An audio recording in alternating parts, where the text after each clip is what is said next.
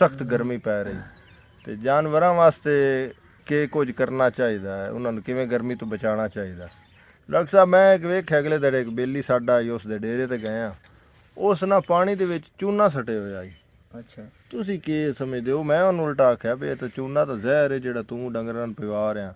ਉਹ ਆਦਾ ਲੈ ਤੁਹਾਨੂੰ ਕਿਹੜਾ ਪਤਾ, ਇਹ ਤਾਂ ਬੜੀ ਸ਼ੈ ਵੇ, ਪੇਟ ਦੇ ਕੀੜੇ ਖਤਮ ਕਰਦਾ। ਅੱਜ ਕੱਲ੍ਹ ਪੱਠਿਆਂ ਦੀ ਬੜੀ ਕਮੀ ਹੈ ਹਾਂਜੀ ਤੇ ਲੋਕ ਇਹ ਚਿਕੰਦਰ ਬੜਾ ਮੰਗਾ ਰਹੇ ਨੇ। ਚਿਕੰਦਰ ਨੂੰ ਕਿਵੇਂ ਦਾ ਵੇਖਦੇ ਹੋ? ਕਈ ਬੰਦੇ ਨਹੀਂ ਵੀ ਖਵਾਉਂਦੇ, ਉਹ ਆਦੇ ਨੇ ਇਹ ਤਾਂ ਨਿਰੀ ਦੀ ਹੈ ਨਾ, ਗਰਮ ਬੜਾ ਹੁੰਦਾ ਆਦੇ।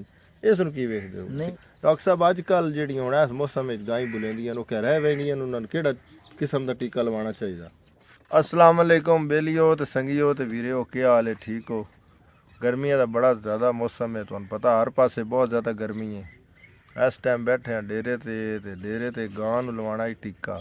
साडे कोल बैठे डॉक्टर हामिद साहब जो डंगरां दे डॉक्टर ने, ते ये जनाब इन्हां नूं मैं स्पैशल रिक्वेस्ट की है भी साडे भरावां नूं दसो भी गर्मी का इतना ज़्यादा मौसम है, सख्त गर्मी पै रही ते जानवरां वास्ते ਕੀ ਕੁਝ ਕਰਨਾ ਚਾਹੀਦਾ ਹੈ, ਉਹਨਾਂ ਨੂੰ ਕਿਵੇਂ ਗਰਮੀ ਤੋਂ ਬਚਾਉਣਾ ਚਾਹੀਦਾ। ਜੀ ਡਾਕਟਰ ਸਾਹਿਬ अस्सलाम वालेकुम। ਵਾਲੇਕੁਮ ਅਸਲਾਮ। ਡਾਕਟਰ ਸਾਹਿਬ ਦੱਸੋ ਬਈ ਕਿਵੇਂ ਸਾਡੇ ਜੱਟ ਬਿਰਾ ਜਿਹੜੇ ਨਾ ਆਪਣੇ ਜਾਨਵਰਾਂ ਨੂੰ ਗਰਮੀ ਤੋਂ ਬਚਾਉਣ। ਮਤਲਬ ਜੀ ਪਹਿਲੇ ਤਾਂ ਗੱਲ ਹੈ ਨਾ, ਜਿਹੜਾ ਅਸੀਂ ਮਾਹੌਲ ਦੇ ਮੁਤਾਬਿਕ ਅਸੀਂ ਡਿਪੈਂਡ ਕਰਦਾ ਕਿ ਅਸੀਂ ਕਿਸ ਤਰ੍ਹਾਂ ਕੰਟਰੋਲ ਕਰ ਸਕਦੇ ਹਾਂ। ਅੱਛਾ, ਉਹਦੇ ਮੁਤਾਬਿਕ ਤੁਸੀਂ ਆਪਣੀ ਛਾਂ ਦਾ ਬਿਹਤਰੀਨ ਨਿਜ਼ਾਮ ਬਣਾਓ, ਅੱਛਾ, ਪਾਣੀ ਦਾ ਖੁੱਲਾ ਨਿਜ਼ਾਮ ਬਣਾਓ।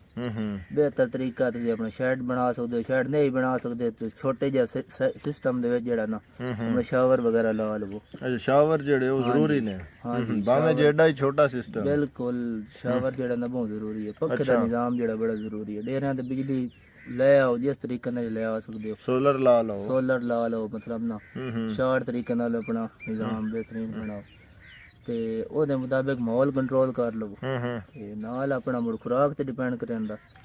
ਅਗਰ ਇਹ ਰੁੱਖ ਜਿਹੜੇ ਨੇ ਜਿਵੇਂ ਬਰਗਦ ਦਾ ਬੋਰਡ ਦਾ ਰੁੱਖ ਹੈ, ਉਹ ਤਾਂ ਬੜਾ ਜ਼ਬਰਦਸਤ ਇਹੋ ਜਿਹੇ ਰੁੱਖ ਹੋਣੇ ਨਹੀਂ ਜਿਹੜੇ ਆ, ਇਹ ਰੁੱਖਾਂ ਦੀ ਛਾਂ ਕਾਫੀ ਨਹੀਂ ਹੁੰਦੀ? ਕਾਫੀ ਹੁੰਦੀ ਹੈ ਡੇਰਿਆਂ ਤੇ, ਲੇਕਿਨ ਹੁਣ ਸ਼ਾਰਟ ਟਾਈਮ ਦੇ ਵਿੱਚ ਰੁੱਖ ਵੀ ਤਿਆਰ ਨਹੀਂ ਹੁੰਦਾ। ਆ ਜ਼ਾਹਿਰੀ ਗੱਲ, ਨਾਲੇ ਵਲੈਤਨੀ ਗਾਂ ਜਿਹੜੀਆਂ ਉਹਨਾਂ ਦਾ ਜ਼ਿਆਦਾ ਮਸਲਾ ਹੈ। ਹਾਂਜੀ, ਹਾਂ, ਅਗਰ ਰੱਖਣੀ ਵਲੈਤਣ ਹੈ ਤੇ ਫਿਰ ਉਹਦੇ ਨਾਲ ਜਿਹੜਾ ਨਾ ਅੱਗੇ ਪਿੱਛੇ ਉਹ ਤੇ ਖਰਚਾ ਕਰਨਾ ਪਉਂਦਾ। ਅੱਛਾ, ਉਹ ਰੂਟੀਨ ਨੂੰ ਮਾਹੌਲ ਨੂੰ ਸਾਰਾ ਕੋਈ ਕਵਰ ਕਰਨਾ ਪਉਂਦਾ। ਡਾਕਟਰ ਸਾਹਿਬ ਮੈਂ ਇੱਕ ਵੇਖਿਆ ਅਗਲੇ ਦਿਨ ਇੱਕ ਬੇਲੀ ਸਾਡਾ ਆਈ, ਉਸ ਦੇ ਡੇਰੇ ਤੇ ਗਏ ਆ, ਉਸ ਨਾਲ ਪਾਣੀ ਦੇ ਵਿੱਚ ਚੂਨਾ ਸਟੇ ਹੋਇਆ ਜੀ। ਅੱਛਾ, ਤੁਸੀਂ ਕੀ ਸਮਝਦੇ ਹੋ? ਮੈਂ ਉਹਨੂੰ ਉਲਟਾ ਆਖਿਆ ਵੀ ਇਹ ਤਾਂ ਚੂਨਾ ਤਾਂ ਜ਼ਹਿਰ ਹੈ ਜਿਹੜਾ ਤੂੰ ਡੰਗਰਾਂ ਨੂੰ ਪਿਵਾ ਰਿਹਾ। ਉਹ ਆਦਾ ਲੈ ਤੁਹਾਨੂੰ ਕਿਹੜਾ ਪਤਾ, ਇਹ ਤਾਂ ਬੜੀ ਸ਼ੈ ਵੇ, ਪੇਟ ਦੇ ਕੀੜੇ ਖਤਮ ਕਰਦਾ। ਬਿਲਕੁਲ ਇਸ ਇਹ ਕੀ ਤਰ੍ਹਾਂ ਰੱਖਦੇ ਹੋ? ਚੂਨੇ ਦਾ ਬਹੁਤ ਕਿਰਦਾਰ ਹੈ ਜਾਨਵਰ ਦੇ ਵਿੱਚ। ਅੱਛਾ, ਵਰਮਿੰਗ ਦੇ ਤੌਰ ਤੇ ਵੀ ਇਸਤੇਮਾਲ ਹੋ ਜਾਂਦਾ, ਨਾਲ ਤੁਹਾਡੇ ਦੁੱਧ ਦੀ ਸ਼ਰ੍ਹਾ ਵੀ ਵਧਾਉਂਦਾ ਅੱਛਾ, ਤੇ ਨਾਲ ਟਾਕਸਨ ਵਗੈਰਾ ਵਾਸਤੇ ਬਿਹਤਰੀਨ ਚੀਜ਼ ਹੈ ਇੱਕ। ਨਹੀਂ ਤੇ ਚੂਨਾ ਜਿਹੜਾ ਡਾਕਟਰ ਸਾਹਿਬ ਉਹ ਤਾਂ ਜ਼ਹਿਰ ਨਹੀਂ ਹੁੰਦੀ, ਉਹ ਤਾਂ ਵੈਸੇ ਵੀ ਜਿਹੜਾ ਉਹ ਤੁਸੀਂ ਰੋੜਾ ਜਿਹੜਾ ਅਗਰ ਸੱਟੀਏ ਤੇ ਉਹ ਫਟਦਾ ਇਤਨਾ ਜ਼ਿਆਦਾ ਹੈ। ਉਹ ਕਿਹਾ ਰੋੜਾ ਪਾਣਾ ਚਾਹੀਦਾ, ਪਾਊਡਰ ਪਾਣਾ ਚਾਹੀਦਾ, ਕਿਵੇਂ ਪਾਣਾ ਚਾਹੀਦਾ ਪਾਣੀ? ਨਹੀਂ, ਉਹ ਹਰ ਚੀਜ਼ ਦੀ ਇੱਕ ਮਿਕਦਾਰ ਹੁੰਦੀ। ਅੱਛਾ, ਜ਼ਹਿਰ ਹੈ ਨਾ, ਜ਼ਹਿਰ ਦੀ ਵੀ ਇੱਕ ਮਿਕਦਾਰ ਹੁੰਦੀ। ਹੀਲਾ ਥੋਥਾ ਹੈ, ਉਹ ਗ੍ਰਾਮਾਂ ਦੇ ਹਿਸਾਬ ਨਾਲ ਜਾਨਵਰ ਨੂੰ ਦੇ ਸਕਦੇ ਹੈ ਤਾਂ ਉਹ ਵੀ ਜ਼ਹਿਰ, लेकिन जिस टाइम लिमिट क्रॉस करे तो उस टाइम नुकसान होसी। ਇਹ ਚੂਨਾ ਕਿਤਨਾ ਇੱਕ ਪਾਣਾ ਚਾਹੀਦਾ? ਉਹ ਤਾਂ ਬੰਦਾ ਸਾਡਾ ਬੇਲੀ ਤਾਂ ਜਾਨਵਰ ਤੁਹਾਡੇ ਜਾਨਵਰਾਂ ਤੇ ਡਿਪੈਂਡ ਕਰਦਾ। ਮਤਲਬ ਤੁਹਾਡਾ 100 ਜਾਨਵਰ ਹੈ, 50 ਜਾਨਵਰ ਹੈ, 20 ਜਾਨਵਰ ਹਨ, ਉਹਦੇ ਮੁਤਾਬਿਕ ਤੁਸੀਂ ਅੱਧਾ ਕਿਲੋ ਦੇ ਹਿਸਾਬ ਨਾਲ ਪਾ ਸਕਦੇ ਹੋ। ਮਤਲਬ ਜਿਤਨੇ ਜਾਨਵਰ ਹੋ ਸੜਨਾ ਉਹਦੇ ਮੁਤਾਬਿਕ ਤੁਹਾਡੀ ਮਿਕਦਾਰ ਵੀ ਵੱਧ ਜਾਏਗੀ। ਉਹ ਤਾਂ ਉਹਦੇ ਤਾਂ ਪਾਣੀ ਪਿਆ ਤਾਂ ਭਰਿਆ ਰਹਿੰਦਾ ਸਾ ਨਾ, ਕੋਈ ਇਹ ਵੀ ਅੱਜ ਪਾਇਆ ਤੇ ਮੁੜ ਹਫ਼ਤੇ ਬਾਅਦ ਪਾਣਾ। ਉਹ ਵਿੱਚੇ ਪਿਆ ਰਹਿੰਦਾ ਚੂਨਾ ਤੇ ਪਾਣੀ ਭਰਿਆ ਪਿਆ ਹੁੰਦਾ। ਰੋੜੇ ਵਾਲਾ ਪਾ ਰਹੇ ਨੇ, ਪਤਾ ਨਹੀਂ ਉਹ ਹੀ ਪਾ ਰਹੇ ਸੀ ਰੋੜੇ ਵਾਲਾ। ਬਿਲਕੁਲ ਆ ਸਾਡੇ ਕੋਲ ਫਾਰਮ ਹੈ ਨਾ, ਹੁਣ ਖਿੱਚੀਆਂ ਦੇ ਫਾਰਮ ਹੈ 2-3 ਵੱਡੇ, ਇਹ ਯੂਜ਼ ਕਰ ਰਹੇ ਨੇ, ਚੂਨਾ ਪਾ ਰਹੇ। ਚੂਨਾ ਪਾ ਰਹੇ। ਅੱਛਾ, ਚੂਨਾ ਤੇ ਰੈਗੂਲਰ ਹੀ ਪਾ ਰਹੇ।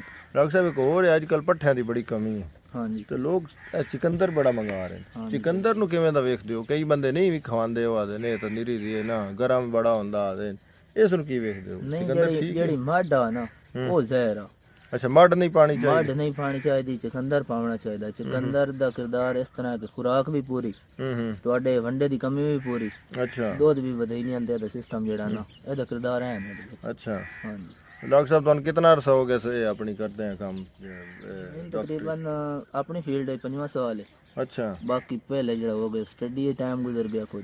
ਇਹ 5 ਸਾਲਾਂ ਚ ਮਤ ਕੇ ਤੁਸੀਂ ਇਹ ਪ੍ਰੈਕਟੀਕਲ ਲਾਈਫ ਹੈ, ਜ਼ਿਆਦਾ ਨਹੀਂ ਸਿੱਖਣਾ ਹੁੰਦਾ ਬਜਾਏ ਇਸ ਦੇ ਕਿ ਥਿਓਰੀਟੀਕਲ ਜਿਹੜਾ ਪੜ੍ਹਦੇ ਰਹੇ ਹੋ? ਬਿਲਕੁਲ ਸੇਮ ਤਰੀਕੇ ਨਾਲ ਆਪਣੀ ਕਲਾਸਾਂ ਹੀ ਪੂਰੀਆਂ ਕਰਨੀਆਂ ਹੁੰਦੀਆਂ। ਅੱਛਾ, ਬਾਕੀ ਪ੍ਰੈਕਟੀਕਲ ਤੌਰ ਤੇ ਜਿਹੜਾ ਫਾਰਮਰ ਕੋਲ ਸਿੱਖਣ ਨੂੰ ਲੱਭਦਾ ਹੈ ਉਹ ਥਿਓਰੀ ਚ ਕੋਈ ਨਹੀਂ ਲੱਭਦਾ।